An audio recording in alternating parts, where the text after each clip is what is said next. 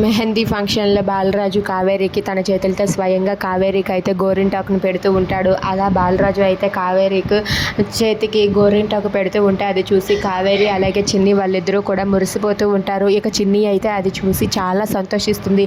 అలా బాలరాజు దగ్గరుండి కావేరికి మెహందీని పెడుతూ ఉంటాడు. అది చూసి అక్కడ ఉన్న కావేరి చాలా సంతోషిస్తుంది. అలా ప్రేమగా పెడుతూ ఉంటే కావేరి అయితే ఇంకా సంతోషిస్తుంది. ఇదంతా చూసి చిన్ని మురిసిపోతూ ఉంటుంది. ఇంతలో అక్కడ ఉన్న బాలరాజుకి ఫోన్ కాల్ రావడంతో పక్కకు వెళ్ళి మాట్లాడతాడు. ఇక బాలరాజు వెళ్ళాక బాలరాజు వెనకే కావేరి కూడా వెళ్తుంది.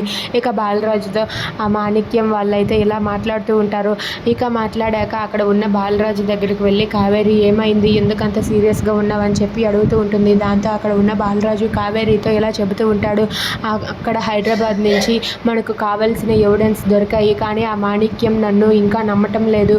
నేను ఇంకా దేవ మనిషినే అని అనుకుంటున్నాడు. ఆ మాణిక్యంకి ఎలాగైనా తెలియాలి, ఆ దేవాయే దోషి అని అందరి ముందు నిజాన్ని బయట పెట్టాలి. దానికోసం మాణిక్యం దగ్గరే ఉన్నాయి అసలైన డాక్యుమెంట్స్ అని చెప్పి అంటూ ఉంటాడు. అది వినగానే కావేరి అయితే వెంటనే మాణిక్యానికి నిజం చెప్పేసి వాటిని తీసుకువచ్చి దేవ ఈ తప్పు చేశాడని చెప్పి పోలీస్ స్టేషన్లో సబ్మిట్ చేద్దామని చెప్పి అంటూ ఉంటుంది. అది వినగానే బాలరాజు అయితే నేను మాణిక్యంకి ఎలాగైనా సరే ఒప్పించాలి అని చెప్పి అంటూ ఉంటాడు.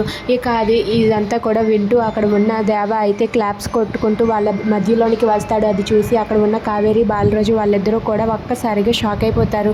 ఇక బాలరాజు అయితే ఎలాగైనా సరే మాణిక్యాన్ని ఒప్పించి ఆ ఎవిడెన్స్ తీసుకుని వస్తానని చెప్పి అంటూ ఉంటాడు. If you like this video please subscribe our channel.